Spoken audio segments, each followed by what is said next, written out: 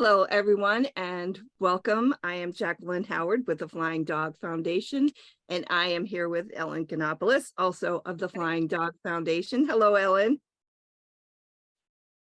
And with us today are two very special ladies. They are with the National Brozoi Rescue Foundation International, and they are going to talk to us about some of the work they are doing on the ground in Ukraine as far as the rescue efforts of Borzoi go there. So I am going to welcome Anne-Marie to the show. And Leslie, welcome to the show. How are you both? Very good. I'm doing wonderful. Great. And my first question really for both of you, I'm not sure which one wants to take it, is if you could tell us a little bit more about National Brozoi Rescue Foundation and National Brozoi Foundation Rescue Foundation International. Such a mouthful. Eventually I get it right. Yeah, happy to. But first I want to say thank you for your ongoing support. You helped us initially, I believe, when we were working on an Asian rescue, and this is the third time you've helped us in Ukraine, and your support is greatly appreciated. So thank you, both you and Ellen, for all your support. National Brozoi Rescue Foundation is a nationwide breed rescue for purebred Borzoi. We also have an international division that started about 8 years ago, where we've been able to help dogs in other countries. Prior to the war, we were in several other countries in Asia, in Europe, and Russia. And once the war started in Ukraine, we knew that there would be a need there. So we looked to start our efforts there. Want to say off the top of my head, it's been really exciting to watch you guys step up, get involved in your international rescue efforts. It's something that we don't see a lot of, and watching you guys work, you actually are very organized. You've been a pleasure to work with. I just want to say that off the top of my head, and thank you for all that you've been doing too. And now I give it to Jacqueline with her question. So many questions. So my question is, like, how did it all begin in Ukraine? How did you even get started helping out folks there? We didn't have a presence in Ukraine, so we had to figure that out. And the first thing we needed were to make contact with people there. We searched online, found an email, the email addresses for the Ukrainian Brozoi Club. So we sent a message to the people that we could find emails for, letting them know who we are and that we are here to offer assistance if and when needed. And through those emails, we had two responses. One is a gentleman named Ivan. He lives in Kyiv. He's a police officer. He's a Borzoi breeder, and he reached out to us first as a police officer. His salary was cut to a fraction, and it was very difficult. That happened right in the beginning. So when he reached out to us, he said, well, we can help you with food for your dogs, or anything else that you need for your dogs. And he was so grateful for that help. We sent him money to buy food, and then from there, it just exploded into what's happening now. And as the conversation goes, I'm sure we'll get to explain all that. The other person that we contacted was a lady named Marina. She is the president of the Ukrainian Brozoi Club, also an FCI judge. So she had all the contacts in Ukraine and throughout Europe. And she's been a tremendous help to assist us with all of our efforts there. Wow. And it really is amazing how well all of that came together, because like it was literally a shot over the bow. And to have landed with two people who have become just miraculous in the area is amazing. It was, I don't know that even given longer time, we could have come up with a better team on the ground in that area where every day was uncertain. Just amazing. Fantastic. If I can just interject, how was there a language barrier, a language problem at the beginning, or were they fluent in English, or do you have any hidden skills that we don't know about here? Oh, there's definitely a language No. barrier. Uh, well, obviously, when you connect through Messenger on Facebook, it's easy enough to copy and paste the messages to translate them. And there was a lot of that going on in the beginning. And then one of our volunteers who happened to be fluent in Russian, stepped up to help us.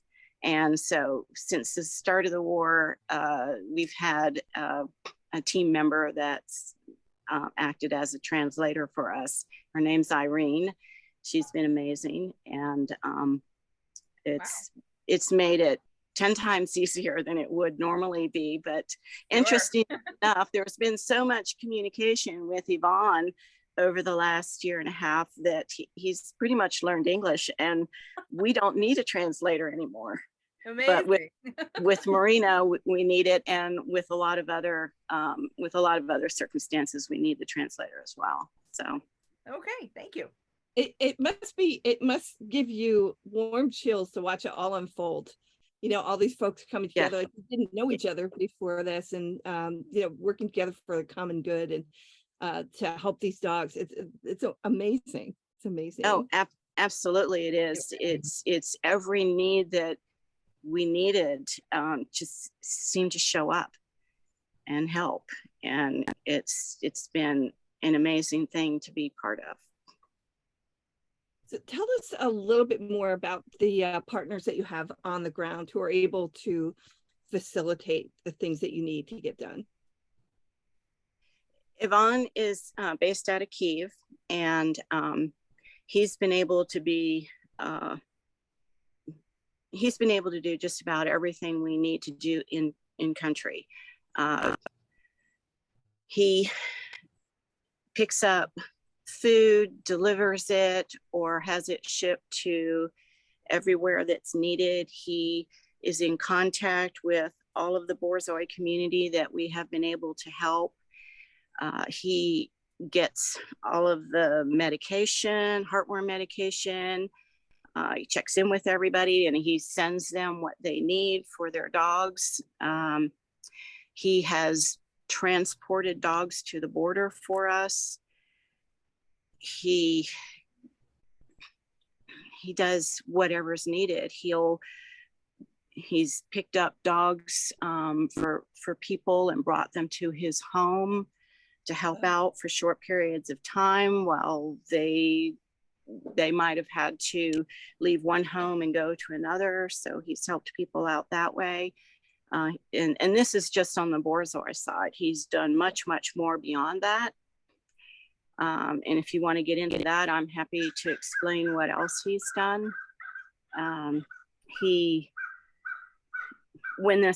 When this whole thing started and we started to reach out to people for help, for just in the community, especially with transporting dogs out of the country, connections were made. And Marina had made a very valuable connection in Poland with a church group that was able to supply a lot of humanitarian aid. And Marina when the war broke out, she evacuated with her 17 dogs into Europe. She purchased a large truck in order to transport her dogs. Once she got settled, she sent the truck back to us to use. So NBRF has been using her truck to transport all of our dogs that need transporting, to deliver food, and also to go to the border twice a month to pick up humanitarian aid. So Yvonne does all of that. He drives the truck to the border. They bring the humanitarian aid across the border, loads up the truck. He takes it back to his home where he's then he can warehouse it there. His mother Ina helps him take all of the humanitarian aid and put it into distributable boxes. They take the clothing and launder it and wash it so they can hand out fresh clothes. Vaughn's very connected with being a police officer. He knows the region really well. He's very connected to the different villages. There's a lot of places that have been more or less forgotten and not getting humanitarian aid. And he's been going to those places, delivering aid to senior centers, children's centers. He's gone to schools to teach children and people in communities where there has been an invasion and taught them how to be safe and to look, what to look for landmines and different things like that. So he's helped educate people on safety, deliver humanitarian aid, and you name it, he does it. There's nothing he won't do. He goes to areas where there's conflict to deliver aid. He's not afraid of the risk. He wants to help. He is, in every sense of the word, a true humanitarian. He's a remarkable person. Wow, that's amazing. Certainly humanitarian, and certainly, I think, in my opinion, a hero. Somebody like that is they're few and far between, and certainly absolutely, your recognition of him is it's astounding. It's astounding what you're saying. So please, our thanks to him for sure. Yeah, I'll let him know. Yeah, truly has our admiration to be so brave, and to use Helen's word, a hero. Absolute hero. He is a hero. Oh. Yeah, and I am so glad that your organization was able to connect with him, almost immediately. Absolutely. And Marina too. I mean, what she's been able to do for us has been so instrumental in helping us get the dogs from Ukraine to Poland to be prepared to come to the United States. There's an extensive waiting period. They have to qualify for a European passport. There's a long quarantine. We needed foster care there, shelter, or boarding, not shelter, but boarding, foster care, veterinary care, and assistance with getting all the travel arranged. So she has single-handedly arranged all of that for us. Wow. So are the dogs that do get transported out, do they first go into Poland for fostering and vetting and all of that? And they have to go there. And initially, a lot of dogs that were evacuated went with their families, and then they subsequently surrendered them. Some wanted to go back to Ukraine, and some just had too many dogs to manage. So those dogs had been in Poland for quite a long time, and those were a lot easier to transport out. So there's just a lot of regulation, to be able to get certain dogs from certain countries. Sure, something we're familiar with, for sure. Yes. Yeah. So are dogs still being evacuated out of Ukraine, or is more of the work in helping the dogs that are still there? I think all the dogs that, all the people that wanted to leave have left. Actually, some are going back. And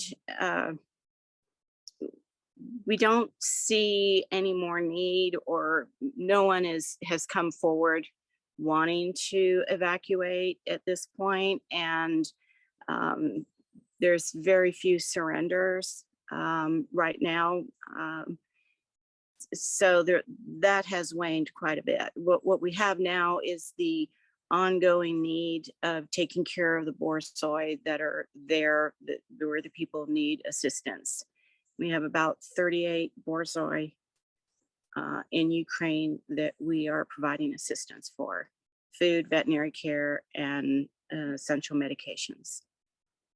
Are of those 38, are they still with their families, or are they under your care somewhere else, or is it a mixture of both? They are still with their families. Oh, great. Okay. Yeah, those dogs in Ukraine are still with their families, and we help financially so that they can keep their dogs. Many Good. people can't leave. Yeah, Yeah. a lot of people weren't able to leave because men under a certain age can't leave the country, and then other people don't want to leave their family members. So, as horrible as it is, there's just a lot of people that did not want to leave, and some surrendered their dogs because they didn't want them to live through the war. And others are living in a place where the war hasn't affected them as severely. And Right. many of those are the ones that are staying. So we feel like they're relatively safe, but no one is safe. I mean, even Yvonne had a close call last month in Kyiv, which has been relatively safe, had some drone strikes. I don't know if you heard about that on the news. There were a lot of drone strikes, Yes. and they are able to, their missile defense can blow up the drones, but the debris falls, and it's burning debris. And he had debris fall on his home and his property and sustained substantial damage. The building that warehouses the humanitarian aid was completely lost. His dog area, fencing, all of that was lost. The house caught fire, but the fire department was there in time to save the house.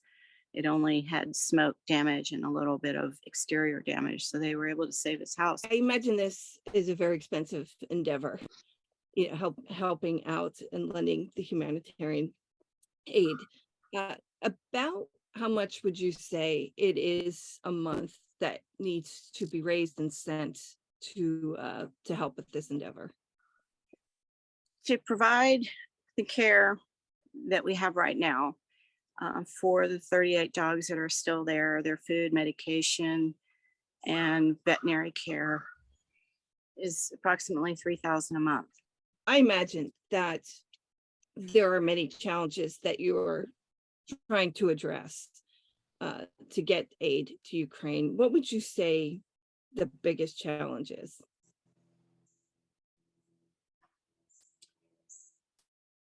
Getting the word out to a bigger audience to increase donations is a big challenge. I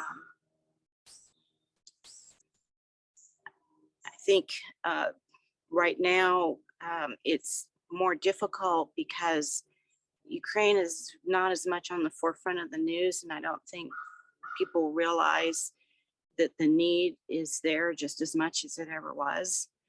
And we're constantly having to ask for assistance. And I think if we could expand our audience, that would be very helpful. Okay. As far as getting things done, we're able to do what needs to be done so far just because we have great help, and we have a great team of volunteers on this side that do everything that's needed. And believe it or not, the two people, Yvonne and Marina, with their connections, they've been able to do everything that's needed there. But you know, sometimes there's unexpected costs. You know, the truck breaks down a lot, things like that. So we have to have money for that. That's unexpected, and so we'll do some extra fundraisers when there's unexpected things like that to help out. Yeah, this is something that we hear a lot of times from rescue groups. The fundraising is such a challenge because you guys are wearing so many different hats. And certainly with this endeavor and what you're doing in the Ukraine, you know, there's all of that and fundraising. Yes. And this is why we, you know, at Flying Dog Foundation, this is something that we are very passionate about being able to step up, step forward, and help out organizations like yours with that fundraising need, and to give grants to help to do what you're doing. So And thank you for all that you're doing, of course. Thank you for your support. It's so appreciated because you do understand that it is ongoing. There was a tremendous outpouring at the beginning because it was headline news, because people were shocked at what they were seeing and what they were hearing. Well, the nothing has changed except it's not headline news anymore. I mean, this has become like a way of life for them, and this isn't so important, and it is hard. I mean, when you're in rescue, there's the things we love to do, the helping, the rescue, and the things we don't love to do, the fundraising. No, the fundraising part is not the good part. It's not the fun part, but it is the fuel that makes all of this happen. So your support of this effort is we can't even put into words how much it is appreciated. Thank you. Absolutely. Well said, Leslie. Thank you for saying that. Thank you. And I know our supporters watching this video, that goes right out to them. They have been tremendous. They have stepped up, especially for, what's been going on in the Ukraine. As soon as we put the word out, and the help was needed, they stepped up, and they are just an amazing group of people, an amazing group of supporters. So thank you to them as well. Yeah, and I like to say, like, Ellen and I, we actually like the fundraising part, mostly because it's the only thing we know how to do. So we enjoy it, and and we've always said to all of our partners, you guys do the hard part. Like, absolutely, that's the hard gut wrenching work, and we're just over here trying to raise awareness, have a good time, and of course raise money. So it all works together. We have to have that synergy. Absolutely. So I am wondering if you could tell me about a specific dog from the Ukraine that was helped. What were the circumstances? How did you get the dog to where the dog needed to be, and how's the dog doing now? Okay, that's an easy one. Sasha comes to mind. He was one of the first dogs that we got. So right in the beginning, we had 14 dogs surrendered that needed to be evacuated. And of course, there was no user manual of how to do all this in wartime and how to get these dogs out of this country and somewhere else. So a team of 3 of us went over to, we went to Hungary, and from there we were able to work on the logistics, and we wanted to be able to go to the border to get the dogs because we didn't really have a team and enough people set up at that time to do what we're doing now. So there were a total of 14, and 8 went to Hungary, and the other 6 came across the border in Slovakia. And Vicki and I ended up having to go and meet Yvonne to pick them up at the border. Yvonne could not cross the border, so we had to meet him on the Ukraine side of the border to pick up these 6 dogs. And it was a long trip for them, traveling from this particular dog in the group came from Dnipro, then to Kyiv, and then to the border in Slovakia, which is all the way across the country. It's a hot day. When we drove the van over, got the dogs, he was restless, panting. He's an 11-year-old dog with a heart condition, and very, very worried that he was going to make the trip. And so we went back across the border, ended up spending another 6 hours at the border waiting for additional transport because we couldn't manage 6 dogs in a passenger van with 2 of us. So we needed additional help. They had broke down and were delayed. And this poor dog was in the back of the van, just panting and anxious. And I could just feel his heart racing. And I'm so worried about him. And we finally got to the other transport came. We had another 4 hours to get to the foster home in Hungary. And these 6 dogs were scheduled to go to Italy. We were partnering with a group out of Italy that were going to take them and rehome them. And we just knew that Sasha was not going to, we couldn't put him through additional travel. So Edith, the lady in Hungary, wanted to keep him with her. And she's just a wonderful, delightful, kind, nurturing person, and just knew that was perfect. She herself is a Brozoi breeder, and she's had the perfect home for him. She set up a special place in her home for him, cooked him meals, took care of him, made sure he got all of his medication, put him on a very good vitamin regimen, and got him all the veterinary care that he needed. And he's 12 and a half years old now and doing really well. Wow. And it's just because of all of her extra care. So just real happy that he survived and is doing well. And there's a special place. I think we all have a special place in our heart for those older senior dogs. Oh, sure. Yeah. Yeah, incredible.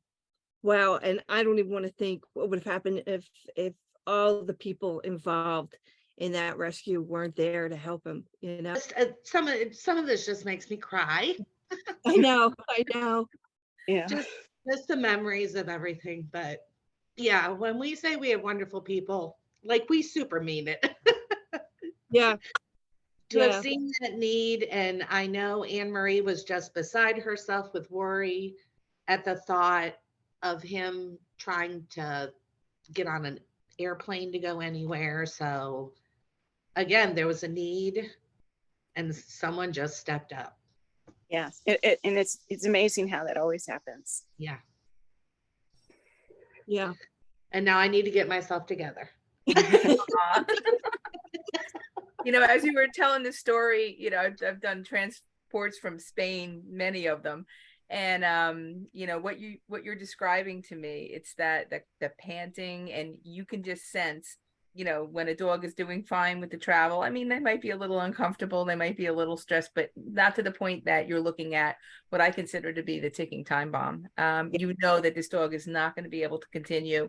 You know that this dog, you're going to have to do something for the dog at that point. And the fact that you know you're in this country with so many limited resources, so many limited places to bring him, the fact that you had this woman come forward and say, okay, he can stay where he is, he can stay here, and he will be safe, and it was the perfect place for him to be. You know, what a great story. You know, and certainly the fact that you recognized that he needed to, you know, you needed to stop it right there. Certainly as transporters, something that we're all always very aware of. You know, how is the dog dealing with the travel? You know, can he continue, and can he continue on? And boy, you were definitely with limited resources at that point. So I'm glad it all worked out. So how long do you feel NBRF-I will be supporting the efforts for the Brozoi in Ukraine? We are committed to do whatever it takes for as long as it takes. Our only limitation, in my opinion, is support, financial support. So as long as we have some financial support, we'll be there to help every Brozoi that we can. Beautiful. Beautiful. And speaking of support, right now we are running a fundraiser for National Brozoi Rescue Foundation International's efforts in Ukraine with a goal of $3,000 to help cover 1 month of support for the dogs. In conjunction with that, we are also going to match up to $3,000 what's raised in that fundraiser for another organization doing work in Ukraine, and that is Shelter Ugalayak, which is in Lviv. I think I'm saying that right. Ukraine, they're an organization that we've been supporting as well. So again, whatever we raise up to $3,000 for National Brozoi Rescue Foundation International, we will match for Shelter Ugalayak. And I will add, this is my favorite thing to show, for every $50 donated to, or sorry, let me say that again. Donate $50 or more to our fundraiser, and we will send you this handy dandy dog toy. This is a sunflower seed packet, and it has a sunflower in it. The sunflower actually goes in the seed packet. It squeaks, it crinkles, it's fun. It really is fun. It's really adorable. We're doing that. And where can folks go to learn more about National Brozoi Rescue Foundation and National Brozoi Rescue Foundation International?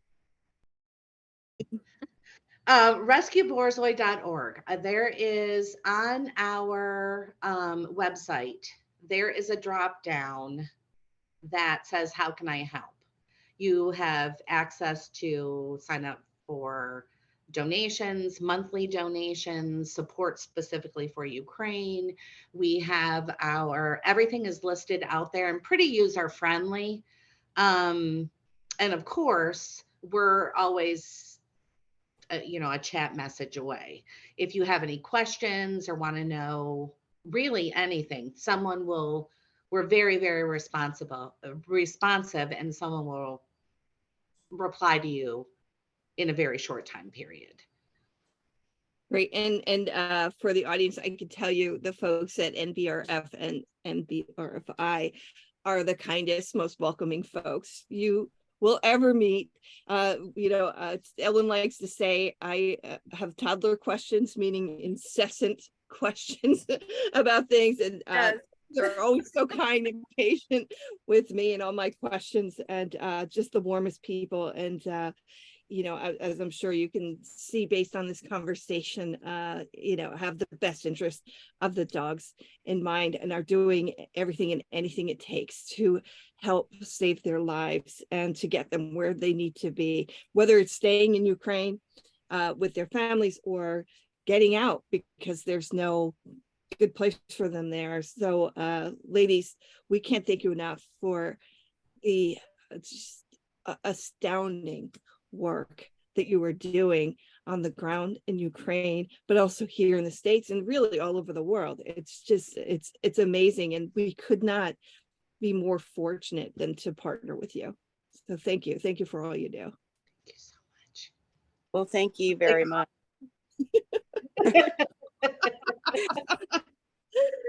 Ellen, anything else?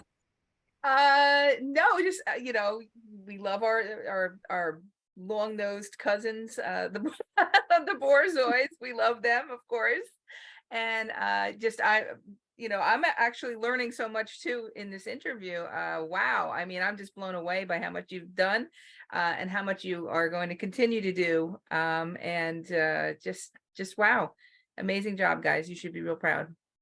Thank you. Well, thank you. We're gonna make Leslie cry again. I know.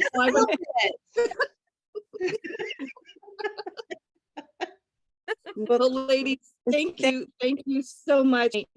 We'll also have a link to the fundraiser that we'll put up on the screen so folks can donate to that. And truly, thank you so much. We really appreciate the time. And thank you as well. Not only your financial support, but the exposure is really huge too. And it's just greatly appreciated. Thank you, Jacqueline and Ellen. Our pleasure.